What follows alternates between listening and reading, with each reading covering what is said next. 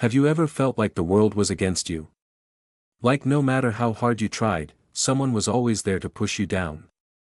That was life for Amara Chen, a talented young chef whose dreams nearly went up in flames. Italy. Welcome back to the channel, everyone.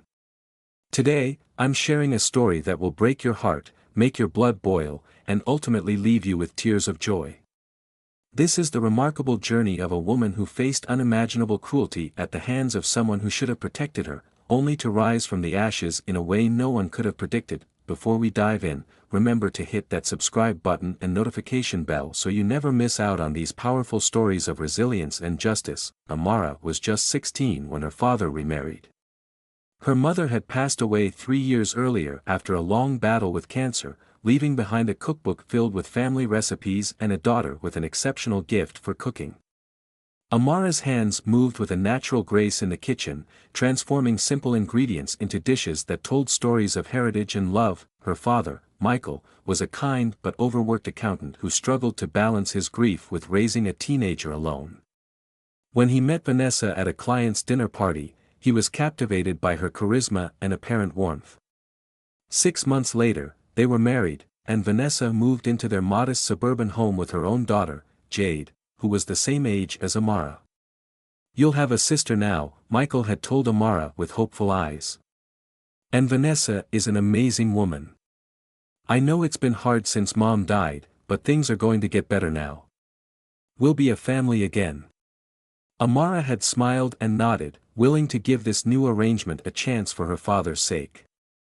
She even prepared a special welcome dinner, cooking her mother's famous 5-spice duck with plum sauce, a recipe that had won her first place in a local youth cooking competition the previous year. But as Vanessa took her first bite at the dinner table, her eyes narrowed. "This is interesting," she said, placing her fork down.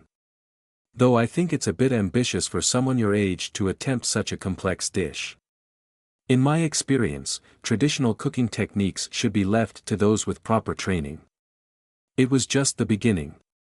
What Amara didn't realize then was that behind Vanessa's polished exterior and practiced smile lurked a woman consumed by jealousy, greed, and a determination to control everything and everyone around her, including her new stepdaughter's future. And Amara's talented hands were about to become the target of Vanessa's darkest intentions. The first few months of their new family arrangement were tense but manageable.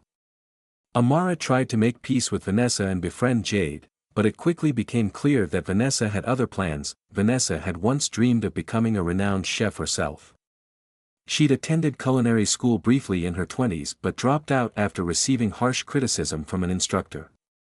That failure had festered inside her for years, transforming into a bitter resentment toward anyone who possessed the talent she believed should have been hers. When she discovered Amara's natural ability in the kitchen, and worse, the praise and recognition the girl received for it, something dark awakened in Vanessa. "Dad, look!" Amara had exclaimed one afternoon, showing Michael an email on her phone. "Chef Lorenzo wants me to apply for the summer internship program at his restaurant.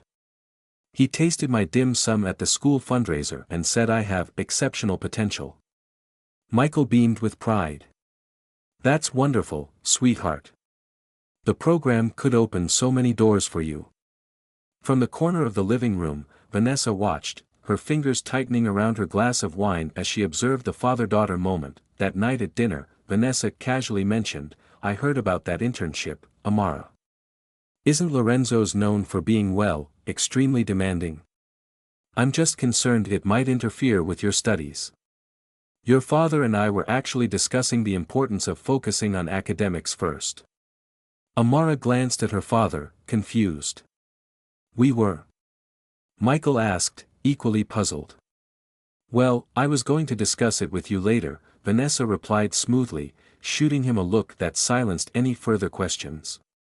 "Besides, cooking should be a hobby, not a career aspiration. The restaurant industry is notoriously difficult, and the failure rate for new establishments is staggering." Over the following weeks, Vanessa systematically began dismantling Amara's confidence and opportunities. She accidentally deleted Chef Lorenzo's follow-up emails. She scheduled family commitments that conflicted with cooking workshops Amara had signed up for. She even began criticizing Amara's dishes during family meals, finding imaginary flaws that made the teenager doubt her abilities. "The sauce is too acidic," she would say, or "the texture is all wrong. Perhaps cooking isn't as intuitive for you as you thought." Meanwhile, Jade, who had initially been indifferent toward Amara, began following her mother's example, making snide remarks about Amara's obsession with cooking and how basic her skills were compared to professional chefs they saw on television, but Amara persisted. Cooking wasn't just a hobby or potential career path, it was her connection to her mother, her heritage, her identity. When her father was at work and Vanessa was out with Jade, Amara would experiment with recipes, documenting her creations in a journal and sharing photos on a small but growing social media account dedicated to her culinary journey. One day, Amara received an unexpected message through her social media account. Lucia Mendez, a former colleague of Chef Lorenzo and now the executive chef at Lumiere, one of the city's most prestigious restaurants, had been following Amara's posts. "Your creativity and technique show remarkable promise," Lucia wrote. "We're launching a new scholarship program for young culinary artists, and I'd like you to apply. The deadline is next month, and the winner receives full tuition to the International Culinary Institute plus a paid apprenticeship at Lumiere." Amara could hardly contain her excitement. This was even bigger than the summer internship. This could be her future. She printed the application forms and began working on her submission dish in secret, practicing during the hours when the house was empty. What she didn't realize was that Vanessa had been monitoring her social media activity. One afternoon, while cleaning Amara's room, she discovered the scholarship application hidden between the pages of Amara's journal. That evening, when Michael announced he would be working late, something shifted in Vanessa's demeanor. She smiled at Amara in a way that made the girl's skin crawl. "Why don't you and I cook dinner together tonight?" she suggested. "I'd love to see these famous techniques everyone's apparently raving about." Against her better judgment, Amara agreed. Perhaps this was Vanessa's way of finally connecting with her, of bridging the gap that had only widened over the past year. In the kitchen, Vanessa was unusually accommodating, asking Amara to demonstrate knife skills and watching with an intensity that made Amara uncomfortable. "You know," Vanessa said casually as Amara was chopping vegetables, "I found something interesting in your room today." Amara's knife paused mid-slice. "You were in my room?" "I was putting away your laundry," Vanessa replied, though they both knew Amara always did her own laundry. "A scholarship application for some cooking school? And an apprenticeship?" Yes," Amara admitted, deciding honesty was the best approach. "Chef Mendez from Lumiere reached out to me. It's an amazing opportunity." "And when were you planning to discuss this with your father and me?" Vanessa's voice had taken on a dangerous edge. "I wanted to prepare my submission dish first, to make sure I had a chance before getting Dad's hopes up."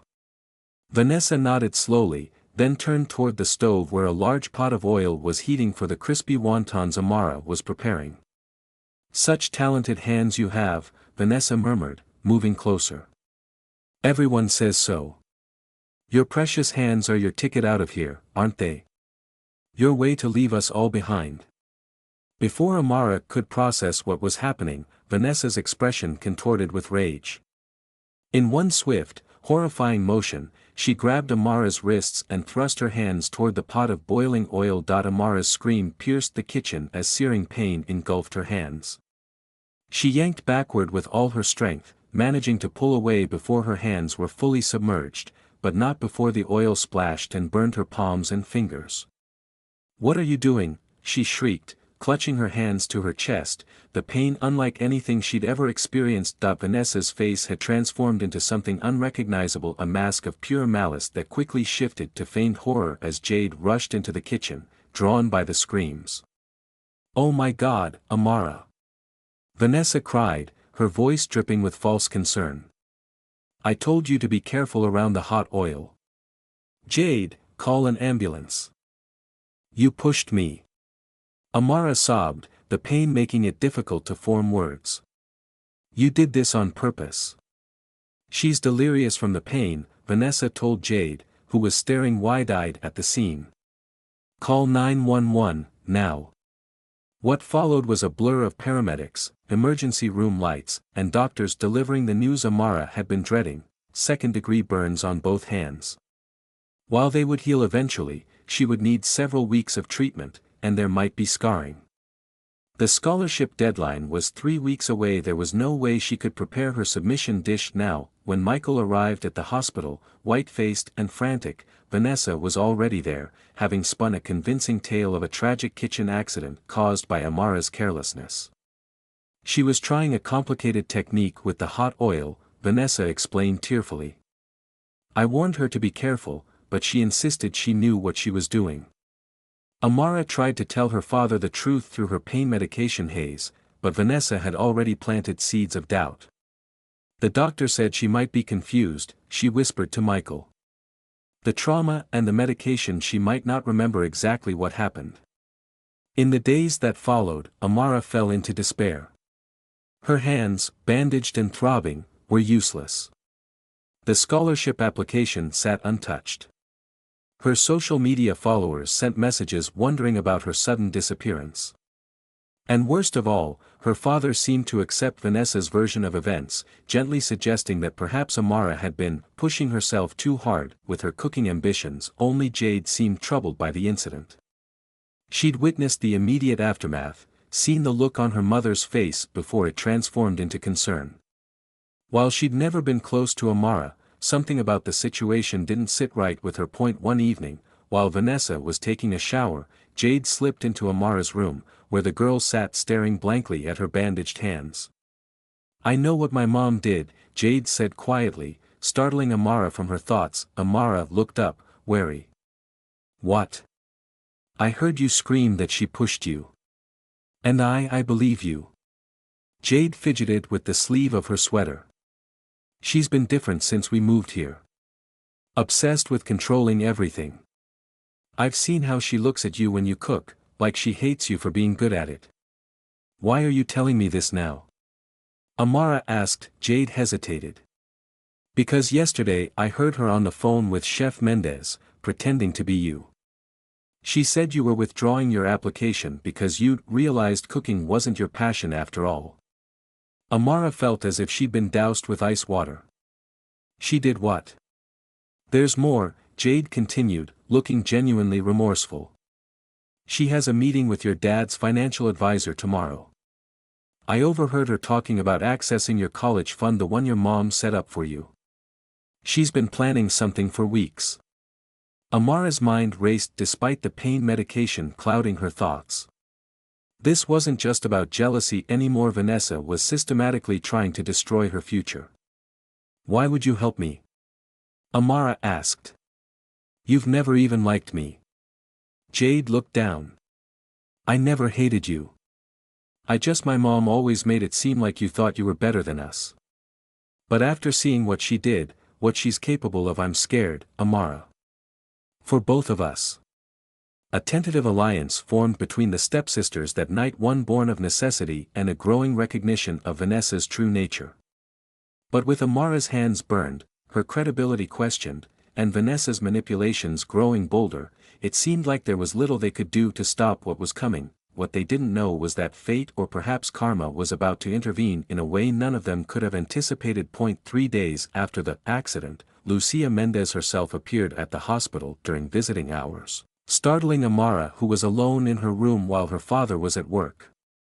Your last post was about preparing scallion pancakes, Chef Mendez said by way of greeting. Then silence. I tried calling, then got a strange withdrawal message that didn't sound like you at all. So here I am, checking on one of the most promising young chefs I've encountered in years.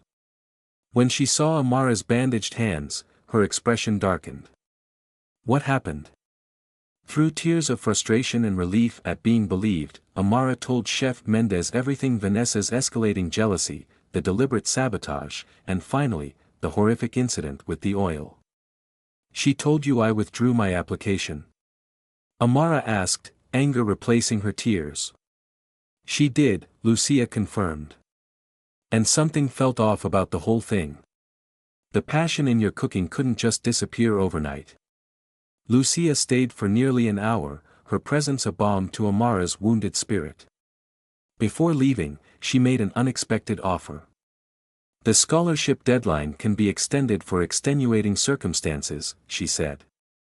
And while you heal, I'd like to send over some materials, techniques you can study, flavor profiles you can explore mentally. Cooking isn't just physical, Amara. Some of the most important work happens in the mind first.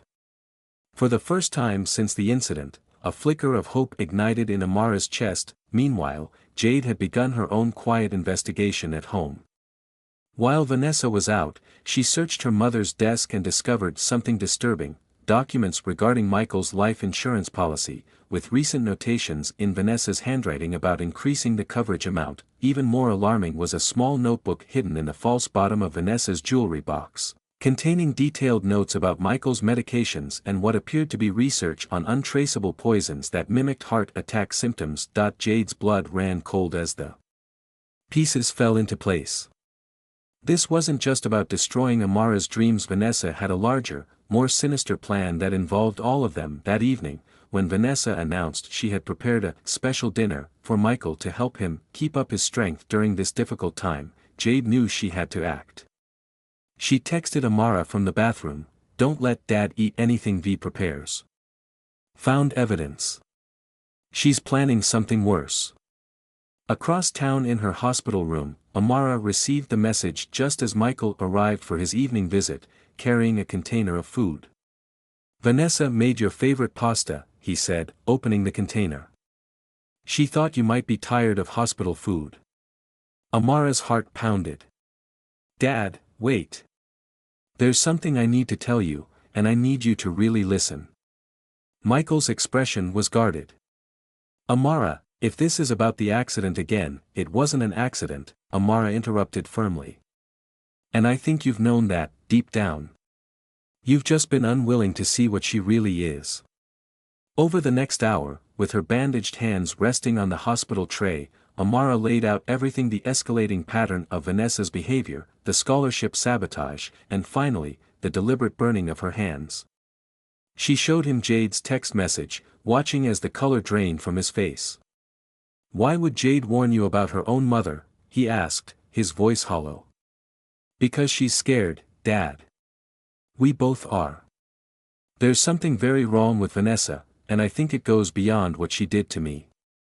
Michael sat in stunned silence, the untouched pasta container now cooling on the side table.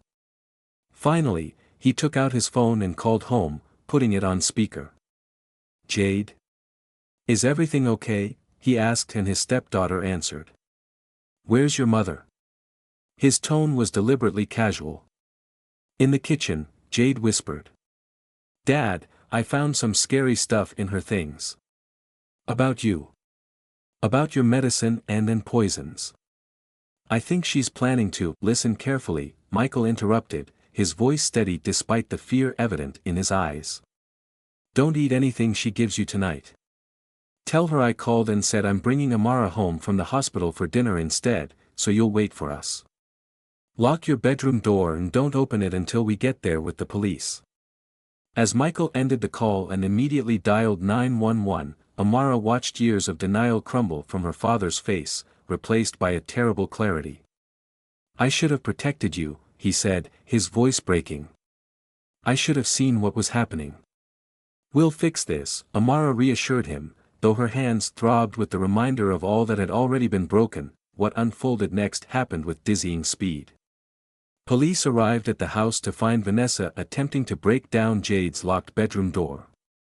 A search revealed not only the notebook Jade had discovered but also a vial of clear liquid in Vanessa's purse that laboratory tests would later confirm contained a lethal compound. Vanessa was arrested that night, her carefully constructed facade finally shattered.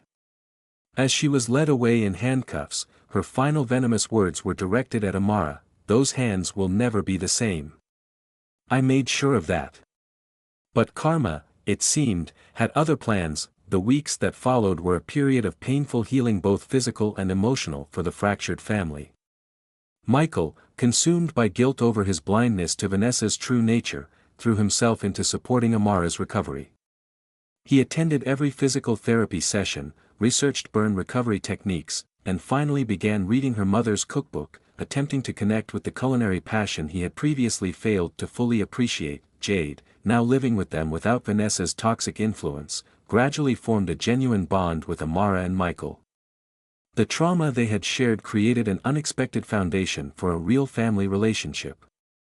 "I keep thinking about what she said as they took her away," Amara confessed to Jade one evening as they sat in the living room, Amara carefully exercising her healing hands as instructed by her physical therapist. "Those hands will never be the same. What if she's right? What if I can never cook the way I used to?" "Then you'll find a new way," Jade replied with unexpected wisdom. "But I don't think that's what's going to happen. I've seen you, Amara. Cooking isn't just in your hands, it's in your heart." The road to recovery was arduous. There were days when the pain in Amara's hands made her want to give up, when the exercises assigned by her physical therapist seemed impossible. The scholarship deadline came and went, though Chef Mendez assured her there would be other opportunities when she was ready. Then, 3 months after the incident, something remarkable happened. Dr. Esther Kim, a renowned hand surgeon who specialized in treating burn victims, was giving a guest lecture at the hospital where Amara received her treatments. After reviewing Amara's case and examining her progress, Dr. Kim proposed an innovative new procedure, one she had been developing specifically for burn patients with fine motor skill requirements. "Your hands are healing well," Dr. Kim explained to Amara and Michael, "but I believe with this procedure and specialized rehabilitation, we could restore even more dexterity and sensitivity than standard treatment would allow."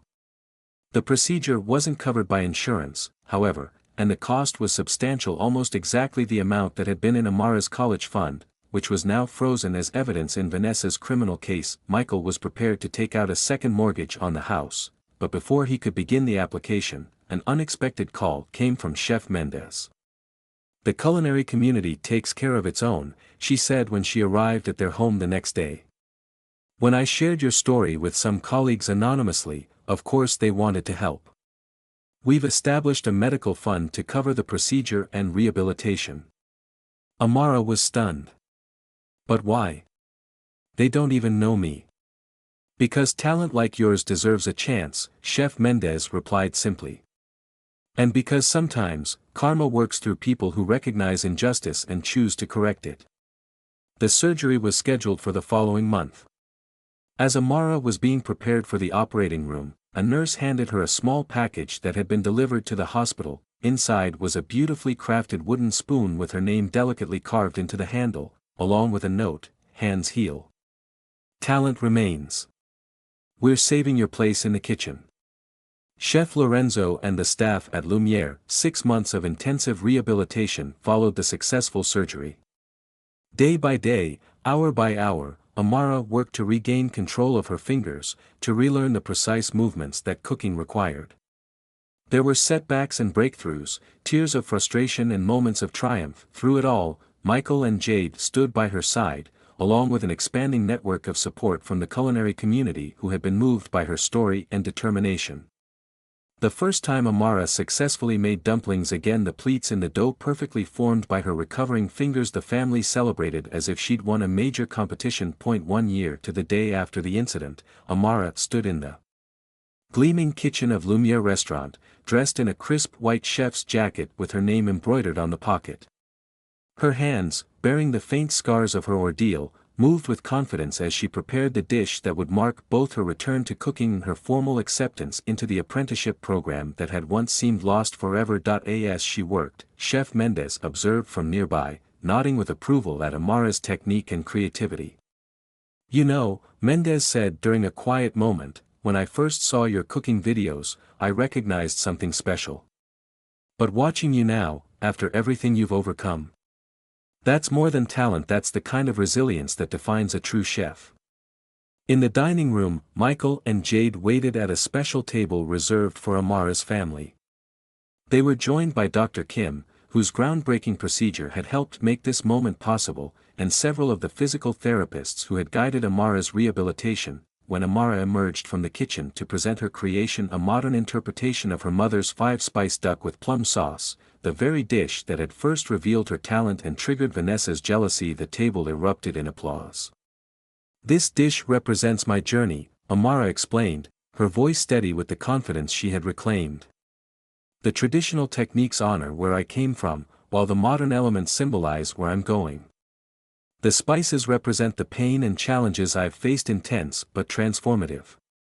And the sauce," she smiled, "the sauce represents all of you, bringing everything together and making it whole."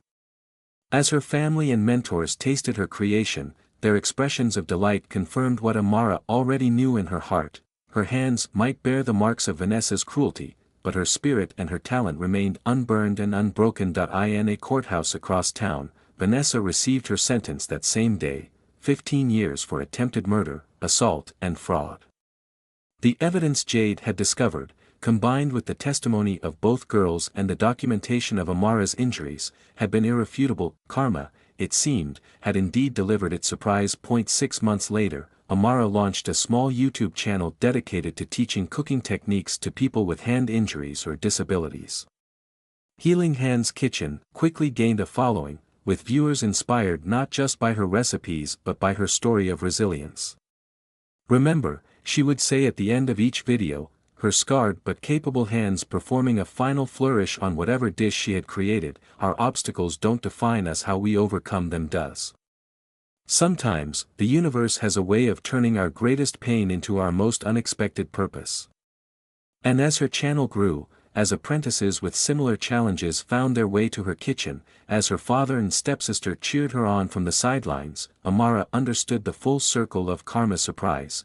What Vanessa had intended as an end had become a beginning, not just for Amara, but for countless others who found hope in her journey from devastation to triumph. In her mother's cookbook, now displayed prominently in Amara's professional kitchen, a passage was highlighted: "The true secret to cooking isn't in the ingredients or even in the technique, it's in the love that flows through your hands into the food you create." Amara's hands had been burned, but the love, the essential ingredient, had survived, stronger and more purposeful than ever before. And there you have it, friends, the incredible story of Amara Chen, whose passion and determination proved stronger than the cruelty meant to destroy her. Sometimes in life, our greatest challenges become our most powerful defining moments. If Amara's journey touched your heart today, please hit that like button and share this video with someone who might need a reminder that setbacks, even devastating ones, don't have to be the end of their story. Drop a comment below sharing a time when you overcame something that was meant to break you. Your story might be exactly what someone else needs to hear today, and if you haven't already, subscribe to our channel for more stories of resilience, justice, and the remarkable ways karma works in our lives.